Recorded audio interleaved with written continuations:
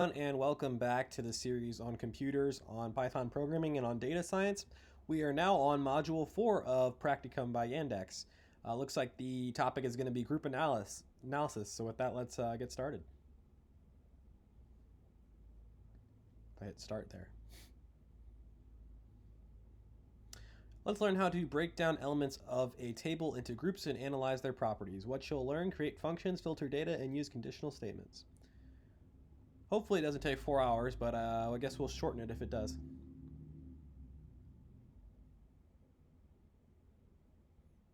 As you can see below, we've collected the data for the most recent 30 films that have won an Oscar for Best Motion Picture.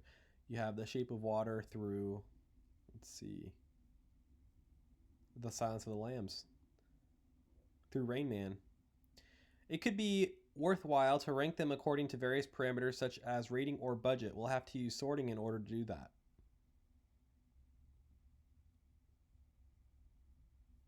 And they give us this huge array. Okay, let's take another look at the output code. In order to print the table on the screen a second time, we had to copy the code. In future cases, it's better to avoid doing this because any changes made to the copy code will have to be repeated in every consecutive copy, which only increases the probability of human error. Anyone who will be working with the code will have to sort out every individual copy. Fragments of code that can be used more than once are referred to as functions. The logic of their operation is written out only once and later called upon whenever it's needed. Let's write a function that converts the running time of films from minutes into hours. Do you remember the function print? It has an argument, the string that it prints. Our function will also have an argument, the length of a film in minutes. The function will calculate the length of film in hours and print the result on the screen. We've written out the logic for the function and called it twice. The keyword def, as in define, indicates the beginning of the function. Here we've encountered four space margins. Once again, they help us mark the function body, which represents the code that this function will run. The argument minutes is essentially a variable within a function. Its value is undefined beforehand, therefore it must be placed in parentheses when calling up a function. The resulting number is printed on the screen depending on the input value. Okay, so it's going to be easy if we just run through an example. In the table above, movie budgets are represented in US dollars. Write the function print budget in euros that will convert those dollar amounts into euros and print the result on the screen. Use the following conversion rate. $1 equals like 90 cents of euros. I'm not sure how you say that in I guess it's not cents. They're probably euros, 0.9 euros. The function should accept the dollar amounts as an argument and print the results in the following format. Note the result is printed precise to the second decimal place. Okay, so it wants us to write the function here. So to do it, we do a def, as I mentioned before, and then we have to call this is where we call what the function's actually going to be called, and they want us to call it print budget in euros. Ooh. Okay, and you put a colon, and then you press enter, and it auto indents for you, but it's just like a for loop where you have to indent it in a selection. And they say to do this, oh, I also should include in the parameters up here in the parentheses, you have to include what number you need to actually do the function. And what we need is the amount in US dollars. So we can do, I guess, USD amount. Okay, and so what we want to return from the function is the conversion rate, euros for dollar, times the parameter, which is USD amount. Okay, and that's all the function. It's pretty simple. So let's see if we play.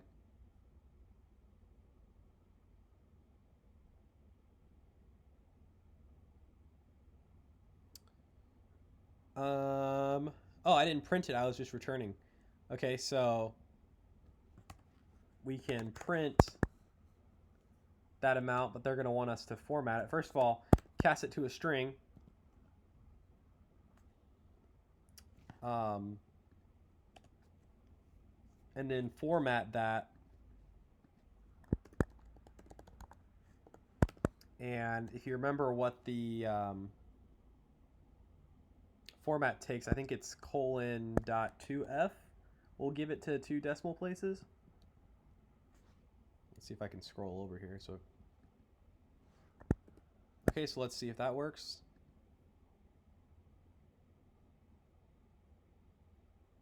So I'm seeing 1 decimal place.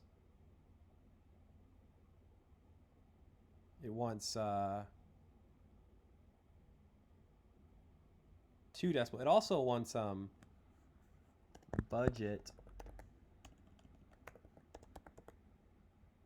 colon, then the thing formatted to 2 decimal places. So I wonder if we put .3f potentially, and then we put mil period, and then it wants this symbol, which I don't have on my keyboard, so I'm just gonna copy paste it. Okay, let's see if I can print that.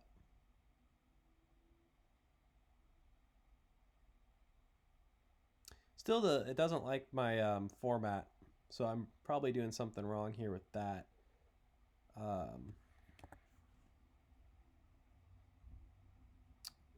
Again, I think it's just easiest to Stack Overflow. I did this in the last video too. I pretty much always do this because formatting is different in every language, and it's hard to remember. But ideally, you can remember it and you won't have to do this again. I guess I should put the language, which is Python.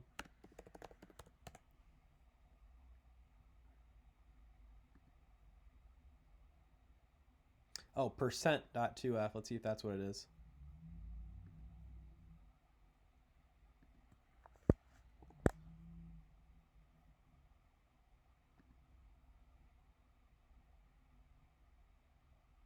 Nope, that's not it.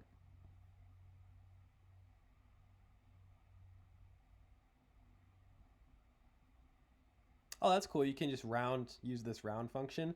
They didn't teach us that yet, so we should probably do... Oh, okay. You put the... I did that completely wrong, didn't I, guys? You put a squiggly bracket, and then you do the number and then dot format, and you put the... I basically swapped these. You need to have budget, and then after the budget you have a space, and you have the bracket 2f, and then here you call dot format, and you give it the number, which is that,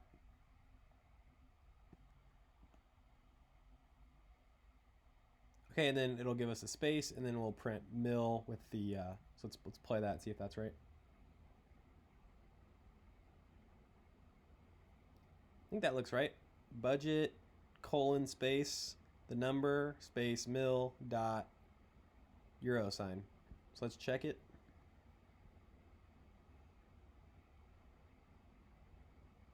Correct. All right, next. Functions with multiple arguments. Let's write a function in order to print the first 5 elements of the table on the screen. Please pay attention to the margins for the loop in the function code. We nested the loop in its body, and that's why the body of a loop such as this has a margin of 8 spaces instead of 4. Now let's go ahead and call our function. It will print the top 5 films according to their ratings and budgets.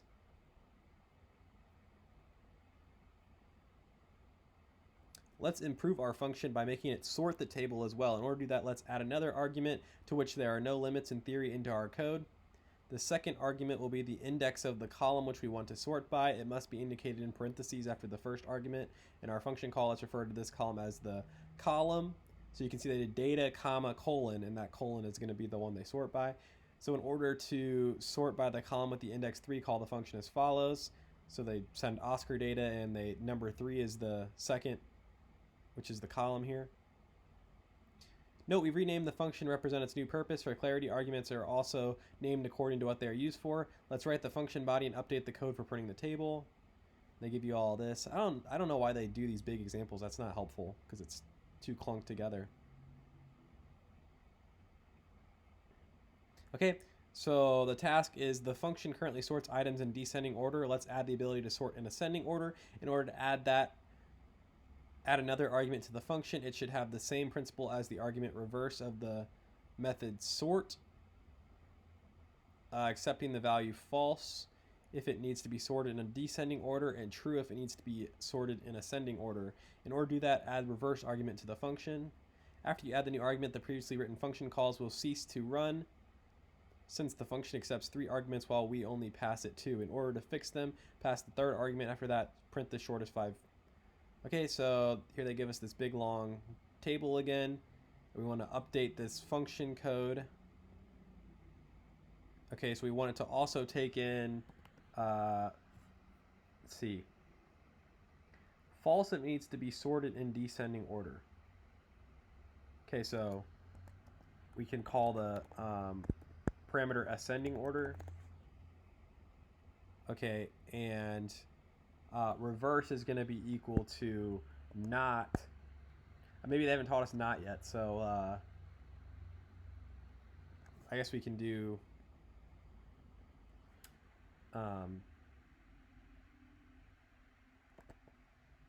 if ascending. Have we learned if statements yet? Probably not. So it's going to be interesting how they want us to actually I think we put not ascending order.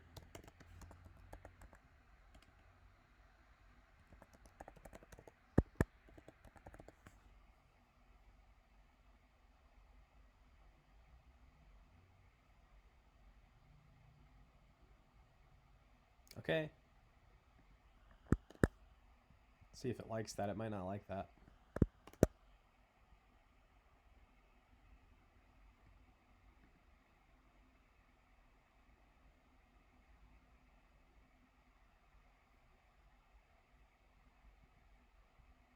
Yep, so now it's missing one argument, so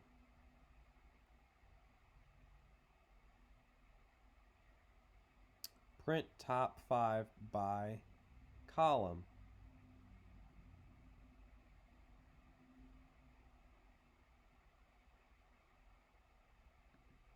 Okay, so we want to, the highest would be descending order, so it wouldn't be ascending, so we would send it false. And then the largest budget, again, it would be false. This one would also be false. Yep, they're all starting with the biggest number, which would not be ascending, it would be. Okay, here they want the minimum, though. So we would put true here.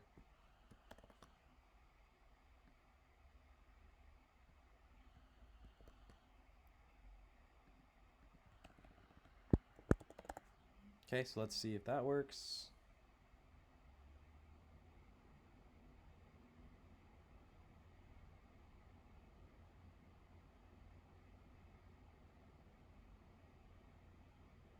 Okay, so this one is highest rating. So we go from 8.91 to 8.82 to 8.59. Or to 8.62 to 8.59 to 8.56. So that's going down and descending. That's good. This one is by length, or largest budget, which you have 200.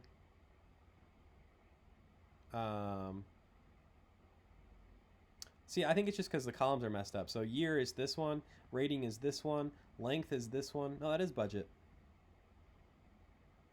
Yeah, but so 94 here. So it goes 200, then 103, then 94, then 90, then 72. So yeah, that's messed up. But highest box gross. So this one is bigger than this one, which is bigger than this one, which is bigger than this one, that's bigger than this one. Okay, maximum length, 8.62. Let's go 2003, rating is there, length is 201. So 201 to...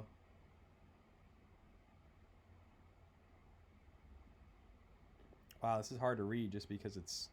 Okay, year, rating, length. We're going by length. So to 195 to 194 to 181 to 178. Okay, minimum length, 96 is lowest, 99 going up. Okay, so let's check if that's right.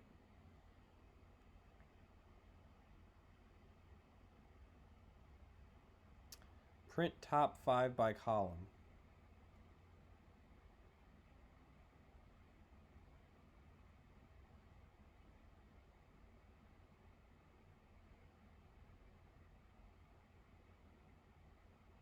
Okay, so maybe it's because I didn't name this correctly. Add the reverse argument to the function. Okay. So it wants it to be called reverse.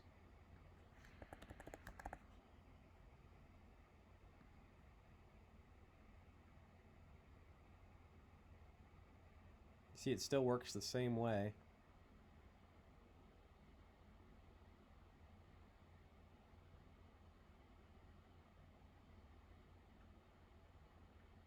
Okay, so maybe it doesn't want us to do this not here. Maybe it wants it to actually be reversed. And in that case, we need to change these. Well,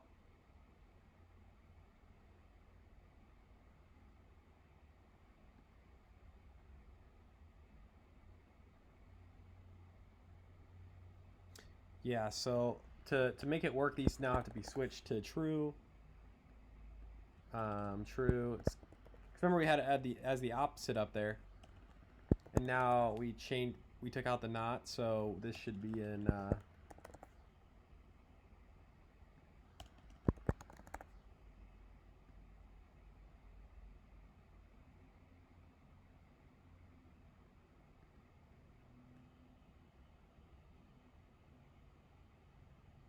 so I think their description's messed up. Out there again.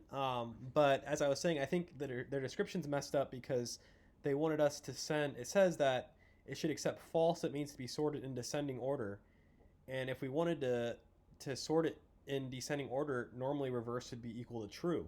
So these should be flipped in the description because that's what this code is actually doing. So I don't think this is a good lesson to actually learn on for you guys, but that's a bug that I'll bring up with them because this is like a beta type course. But so we'll go to the next one anyway.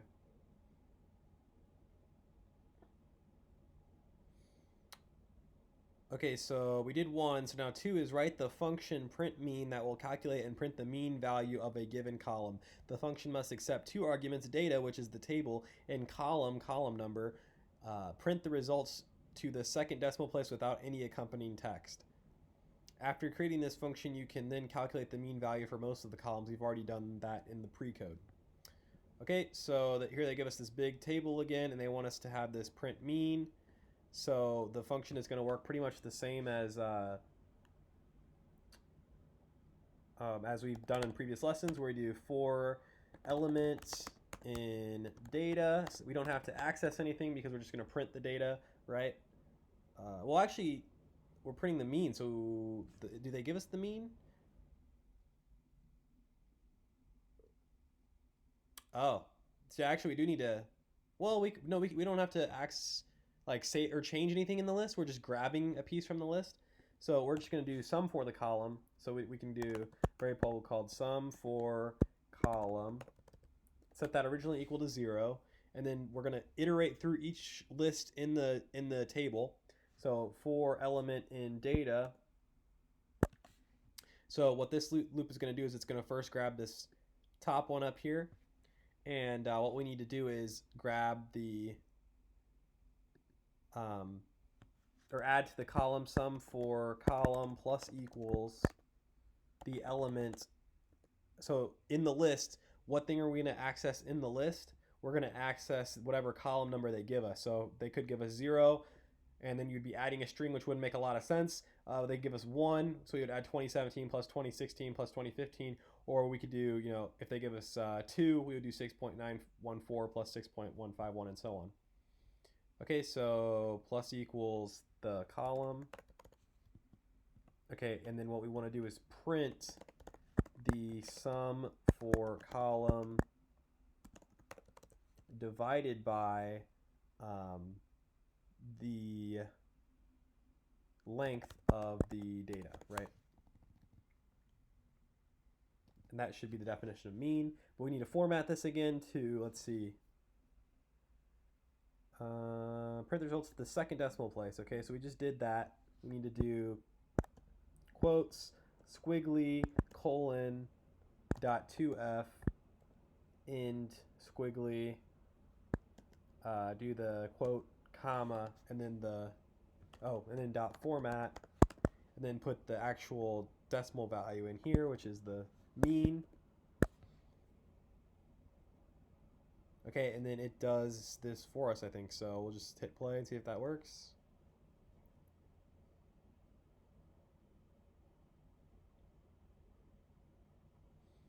Average rating 7.93, length 1.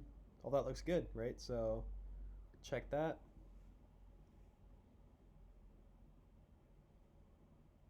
Correct. All right, next. Function return values. Our functions currently print the results on the screen. After that, we cannot work with the values that they have calculated any further. This is rather inconvenient. For example, we can't save the mean values as variables for use in other calculations. That's why functions can have return values. In other words, provide us with a transitional result that can be saved as a variable. For instance, let's rewrite the function that converts budgets from dollars to euros and update the code so it will print the budget in euros. Okay, so yeah, I actually ended up doing this in the first example as I returned it instead of printing it. So you'll notice it does the exact same calculation we did before, but then it returns the euros instead of prints them, okay? And you can see they do Titanic euros is equal to the function call, right? So it's calling dollars to euros and it's saving the result in Titanic euros. So what's happening is it'll run this function, return euros, and return in euros, whatever this value is, will get stored in Titanic euros. And that way when they come down here, it'll print the calculated value.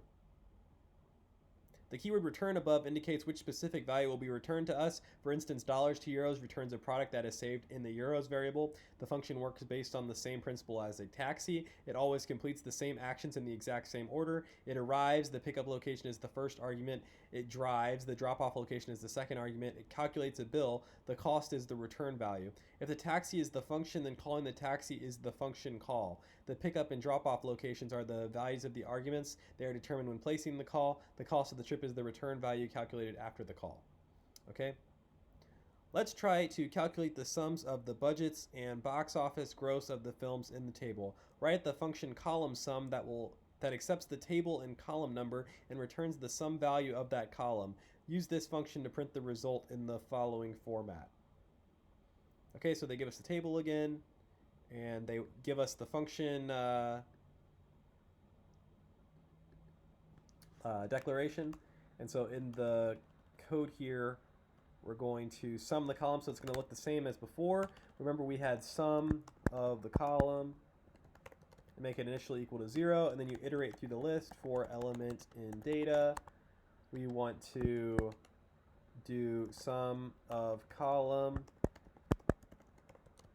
plus equals data at column. Okay, and then it wants us to return the sum of column. Okay, and so then it wants us to actually print it. So the way we do that is print total budget colon squiggly. I guess it also wants $, here, $sign. Does it want to 2 decimal places? Return the total, round the totals to the second decimal place. Okay, so .2f. We forgot the colon .2f. Okay, and now we want to dot format that with the result of column sum with, we send it data. That's what it's called, right? Oh, it's called Oscar data.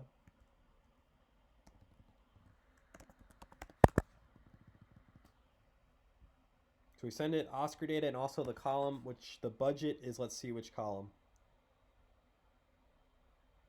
The budget, it looks like the title is index 0, the year is index 1, the rating is index 2, and the budget is index 3, right? 0, 1, 2, 3. So we want to send, for the budget, we want to send 3 as the column. And so remember what this is doing is it's going to come here, and the first thing it's going to run is this column sum over the Oscar data. So it's sending Oscar data as data to this function, and it's sending 3 as the column. So then it'll run this function. It sets the sum of the column initially equal to 0. Then it iterates through this data list here, and it will, for each of the elements in it, it will grab the value at the specified column and add it to the sum. It'll iterate through the list and do that, and then it will return this sum. So then in this format function, what gets replaced here is whatever gets returned right here. So we're returning the sum of the column, so it gets put here in this format, and then it'll format it to the 2 decimal places because of this print statement. So that's how you get the budget one, and then it also wants the total box office gross. So we'll Command C here, Command B, V, and we'll do total box office gross. And we already have the colon and the 2F and the $sign. Oh, we also need mil here at the end.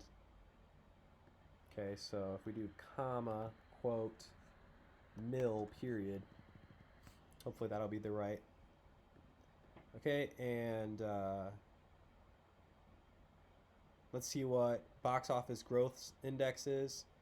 So 0, 1, 2, 3, 4. This is a single element. 5, 6. Okay, let's double check that I actually got the first column right. Let's scroll up to this.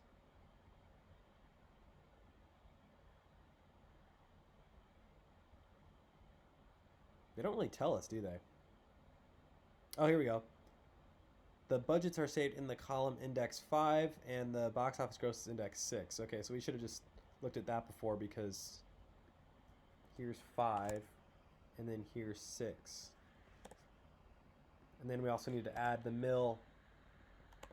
Remember, when you put a space, or when you put a comma in the print statement, it's just going to add a space and then add the next argument. So we should be good here. Let's print it.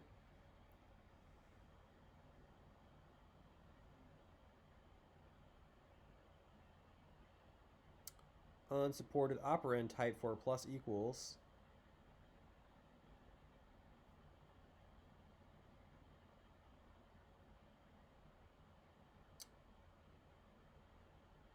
So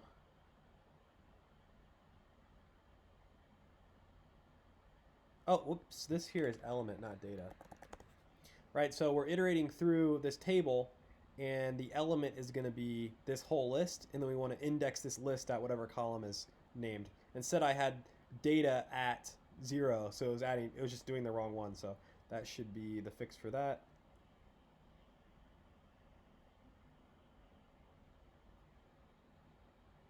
All right, that seems about right. Let's check it. Correct. All right. Next.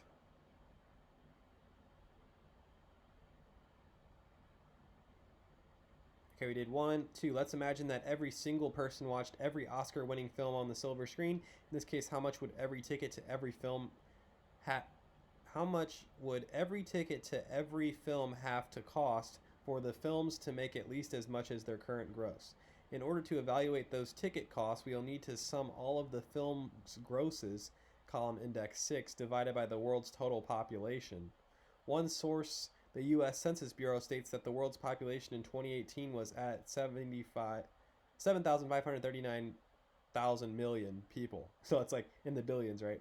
You can calculate the total box office gross using that function from the previous task. Divide one by the other and print the results in the screen in the following format, okay? So we got the column sum. Okay, and it wants us to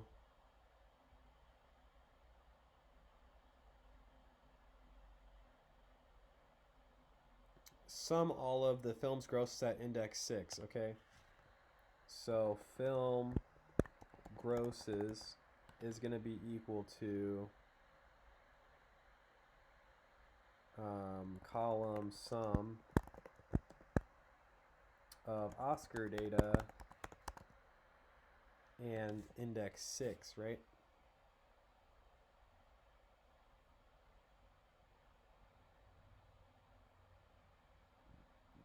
Okay, and then it wants us to print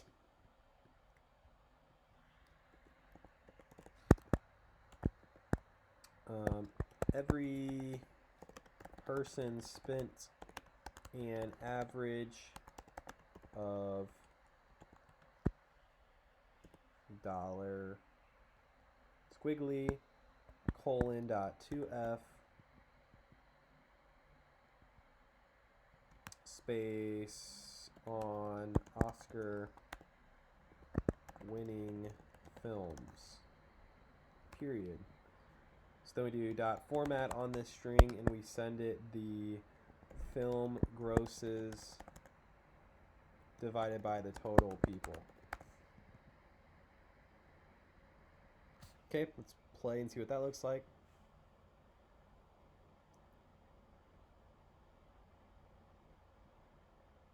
$1.38. Okay, so let's check that. Correct. All right, next. The function printMean that you wrote in the previous lesson calculates an average value and prints it on the screen. Change this function so instead of printing the average, it returns the average. In order to calculate the sum, you won't need to form a loop. Call the function column sum instead. Recycling code is good for the planet. LOL. Okay, so column mean is going to be equal to column sum. So we do return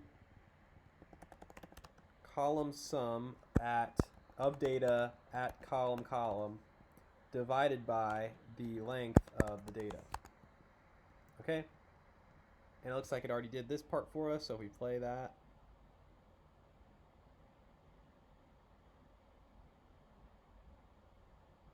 Okay, it looks okay. We'll check it.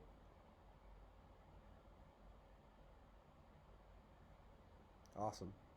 Since this video is getting pretty long, I'll just stop it here, and we'll go into local and global variables next time. Thank you guys so much.